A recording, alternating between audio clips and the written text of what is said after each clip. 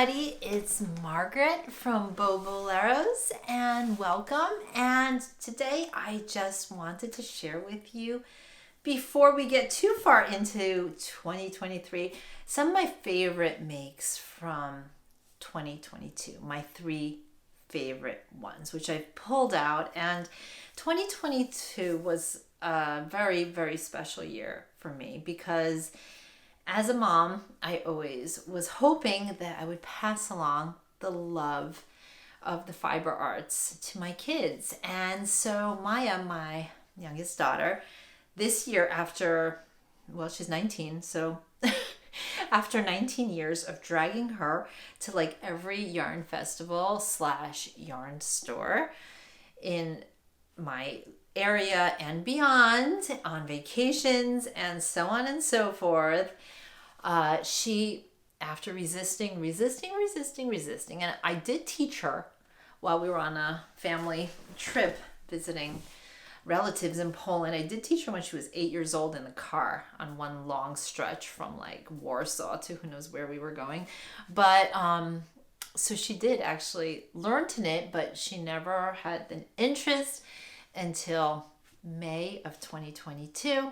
We were in Florida together, stopped at a store in Fort Myers, Florida, and she didn't want to wait in the car.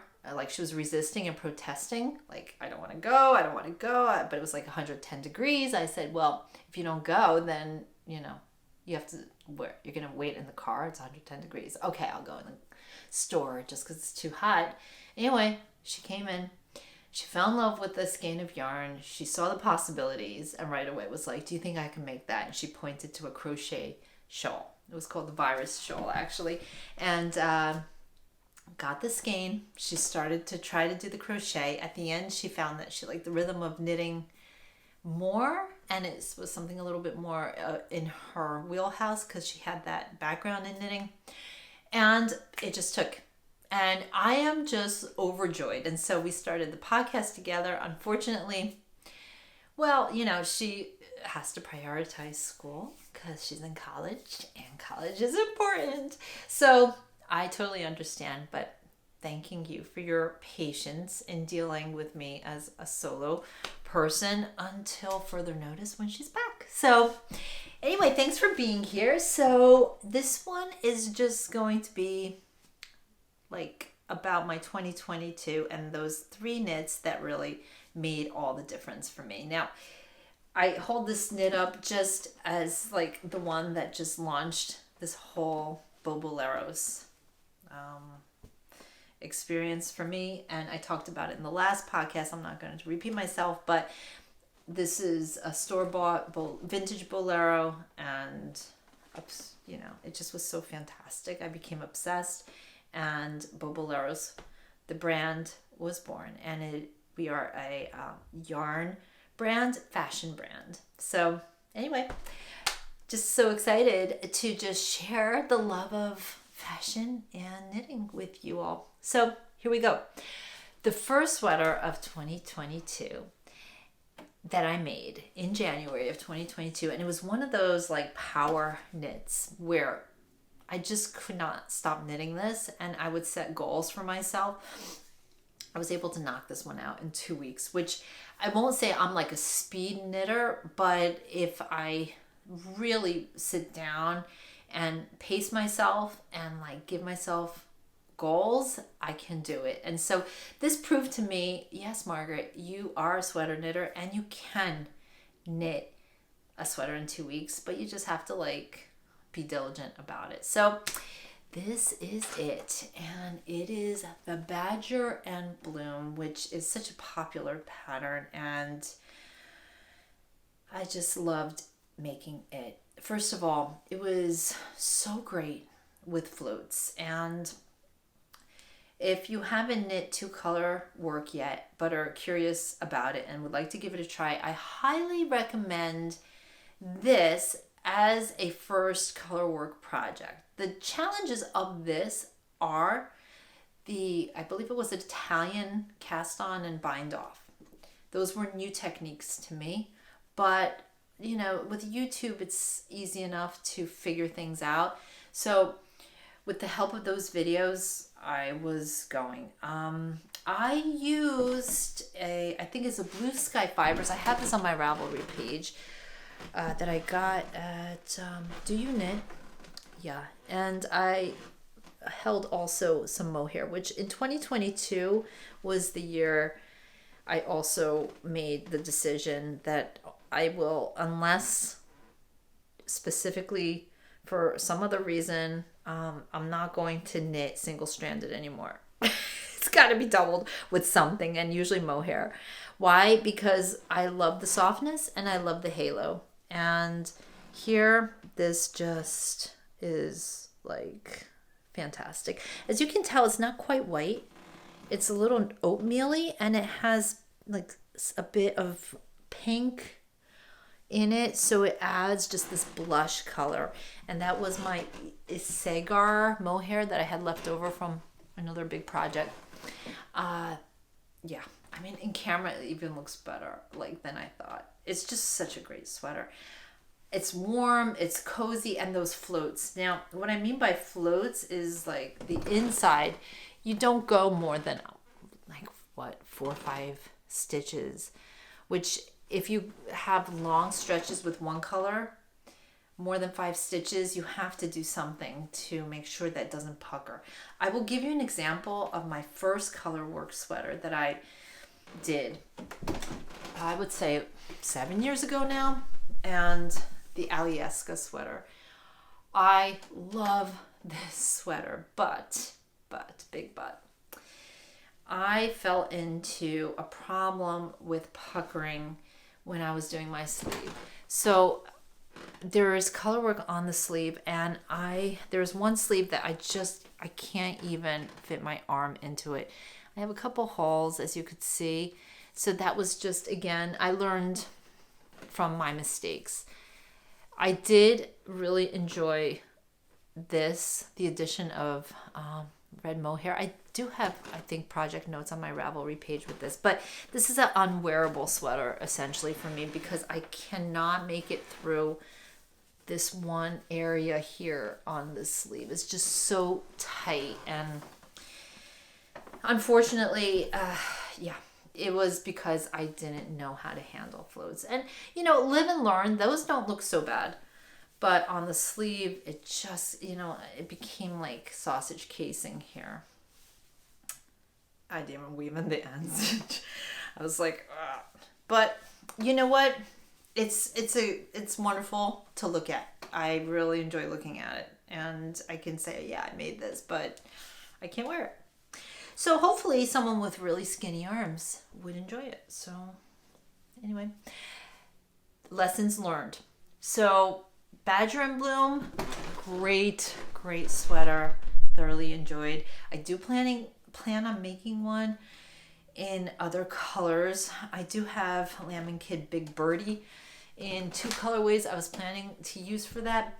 And maybe this will be the year that the second one happens. So in chronological order now, I'd like to share with you my second most favorite project. And what is in common with all 3 of these is that I upped my skill set because they all were challenging me to learn new techniques. And if you've been knitting a while and you are like very comfortable with knit and purl and have been making basic things but are a little intimidated to try some of the more, I would say, advanced techniques, but they're, are they really more advanced? It's just adding on another skill set. I don't know whether more advanced, but I just share my experience. Like, I was afraid to take the leap for too long. I've been knitting over 25 years, and I would say the majority of those years, I would look at patterns and say, oh, that's beyond me. That's beyond my skill set. Can't do that. And I don't know why I held myself back so long. So just when I see my daughter Maia knitting and like plunging in and doing complicated techniques, or at least, it seems to me like, wow, that's like challenging for someone that's only been knitting 6 months. And she's doing short rows, and she's doing like all sorts of like complicated shapings and different kinds of bind offs, and did socks and stuff like that already. and I'm thinking, wow, it's amazing what like limitations we could put on ourselves. And I definitely categorize myself for a long time as a beginner. And so if you are in that boat and you have been told that might be too complicated for you by someone else who knits or something like that, I think now with YouTube videos and tutorials, it's just really possible to expand your skill set and make the garments that you always dream of making, but might be a little intimidated by. So that's just my public service announcement based on knitting for over 25 years. I wish I pushed myself and didn't have that label that I'm like, only a novice knitter. That was silly. Margaret. Okay, this is number 2. My wonderful, wonderful camisole, I believe number 4 by My Favorite Things. I always get the number wrong. Maybe it's number 6. In any case, again, I don't know why I say this in every podcast because it's true. I was again inspired by Jackie Rose of Caddy Jacks. She had this on and she made it and I was like, that is so fabulous. And as someone that doesn't necessarily wear, what do you call this? Like sleeveless? Yeah, sleeveless. I don't really do much sleeveless in my life. But this was just so intriguing because of the cut of this. I thought that was so cool. Now, challenging pattern it was because it required this double knit hem, which is the most amazing finishing. And I'm so glad I learned it.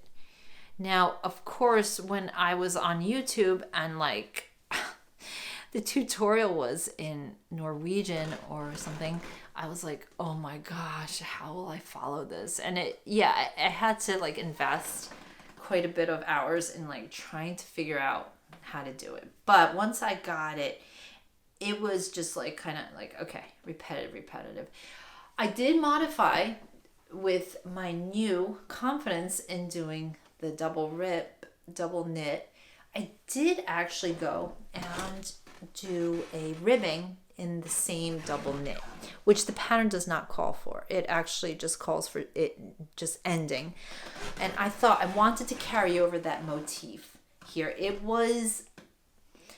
I think it took me 4 hours just to knit this part, the final knit ribbing around. And I didn't know whether it would work out because the orientation was different. Here it's going horizontally, whereas here it was vertical. So I was taking a chance, not knowing if that would work out. And then I remember I had to do some increases and just so it wouldn't pucker or get too tight. So I was winging it, but I took a chance and it came out fabulous. So, I was really pleased. So it taught me not only a new technique, but it taught me to apply a new technique and go rogue from the pattern and see whether it'll work. It was a little bit like Mission Impossible, but it worked out. So anyway, I highly recommend this pattern. I knit it in the most glorious yarn, which I had in my stash forever, by Plucky Yarns in their Bello DK. I have been on their site recently to try to find it again. I don't see it anywhere. And it was a mixture of cashmere and merino. And this is the most buttery, incredible fabric from this. And so I hope they bring it back because that is one gorgeous base. So anyway, I was very, very happy with this. Okay, last but not least, this next sweater was the joy of finishing this and putting it on and having it just like come out exactly the way I wanted was a blissful joy / natural, like phenomenal high. Like I can't even describe. I was so overjoyed. It was intoxicating. And it's the Paul tea. And goodness gracious, what a fun knit. I love, love, love the two different textures. The DK, which was just straight up, I think, was it held double?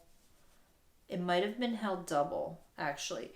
This was from, was it Olan? Yeah, Olan. I love Olan's yarns. Oh my goodness. I think in the colorway brick. I do think I held it double. In any case, enough to get the gauge, but it is substantial. And that is one thing that I personally like. I want a fabric that feels substantial and rich and luscious, and that goes for the entire Boboleros brand. Everything that we do in our yarns or yarn combinations is about luxury, luscious. And I spent, again, too many years doing very basic knits with the yarn recipe not really working great. By that I mean I would do like a single strand, perhaps use not the greatest needle size to achieve the fabric I wanted. And then I would look at the picture of the knit in the magazine or whatever, the pattern, and I would look at like, wait a minute, I used the same exact yarn, I used the same needle, why am I not getting that effect? And it's because I wasn't cognizant of fabric and the texture. So nowadays, what I really set aside time to do, I used to just dive into a sweater. Just, okay, I'm just going to go. And when I thought about gauge, I would think about only, okay, am I achieving so many stitches to an inch as the pattern says? And if I was, great, I would continue. But I would not be aware that, wait a minute, is this giving you the texture that you want, Margaret? Like, you know, evaluate, is it too thin? Is it maybe got too many holes? Do you like that? Do you not? Is it too thick? You know, and like, I wouldn't adjust. I would just be so blindly following the pattern. And I know better now. I know what I like, and I know that I can achieve that by just simply making some changes. So whether that means changing my yarn and making it thicker by adding perhaps another mohair strand to achieve that more luscious luxury look, the halo, or whether it is going up or down needle sizes to achieve a more thick woven kind of a look to my fabric, or do I want it to be very open and airy? And what I love about this pattern is that it's the best of both worlds. It's the sweet and sour, the fire and the ice, you know, the two worlds combined. And so you have this wonderful, thick fabric here. And I wish I could show you just how good it feels. It's wonderful. So you have that, and then these wonderful, wonderful gossamer mohair. This is, again, a brushed mohair. And I think it's rather thick. And so the two different textures, the two different worlds combine to make this great look. Now, some of the problems I had with this pattern, and there were many, and it was my fault. You knit this not in the round in the beginning because of the V-neck. So you're doing straight knitting, and when I was doing the straight knitting, and then you will like take the back and the front pieces that you straight knit, and then you go in around. Well, I was very wide for this initial part, and I didn't even realize it because I wasn't really measuring. I was going by gauge, and I was like, okay, I'm achieving gauge, I'm okay.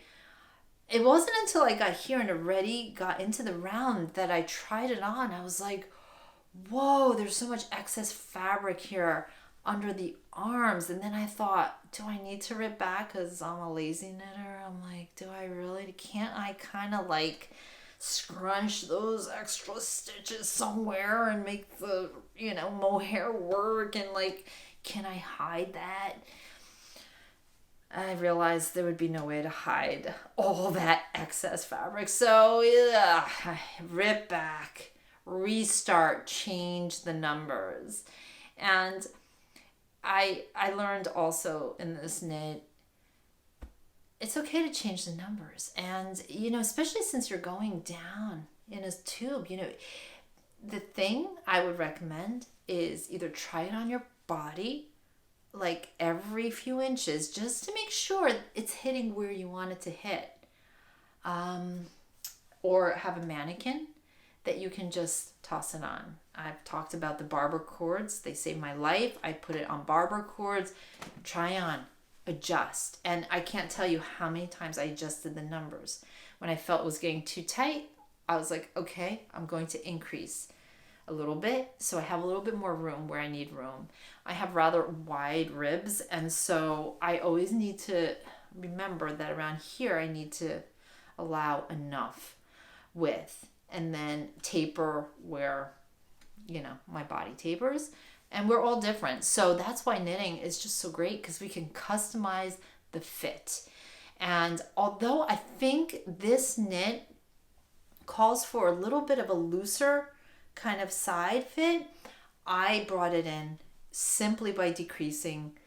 No big deal. I try to hide the decreases sort of in this area here on the side under the arms so you don't see them, and it's fine. One thing in 2022 I will say is, because of these new problem solving things in my knitting and the desire I had to create form-fitting garments, or at least the kind of shape that I want in a garment, it really gave me the confidence to shape. And really, when you think about shaping, what is it? It's just making it a little bigger where you need a little bit more room. So you just make stitches and decrease where you need less room. And this actually sometimes is a challenge, because in a color work pattern, I wound up having to do the same thing. And that was for my Rhinebeck sweater, the Andrea Maury sweater for the Rhinebeck 2022. And in all that color work, I actually went off the numbers, and I realized it was too tight, and I was like, how can I make more room and keep the pattern? And I managed to find a way to do it. So I kind of just figured this out as I go along. So if you're the same type of person who was like me, who used to be just completely following word by word, I used to follow a pattern like I was following a recipe. I used to be that kind of recipe person where I had to be exactly by the recipe. If it says 2/3 cup, it's 2/3 cup, no deviation. Which for baking, yeah, but I used to do that for cooking, and people would be like, you can actually go off recipe. But because I'm a classical musician, I would be like, oh no, I have to follow every note, have to follow every recipe, have to follow every pattern exactly written. And that is it was so liberating to go and improvise in knitting and cooking and music. You just got to do what feels right to you and use the pattern as a taking off point. That's how I feel. So anyway, I hope that you have found this little foray in my 2022 year of knits and year of pushing myself inspiring, because if I could do it, you could do it. And I would love to hear, what was your favorite make of 2022? So leave it in the comments below, and see you really soon. Thanks for joining.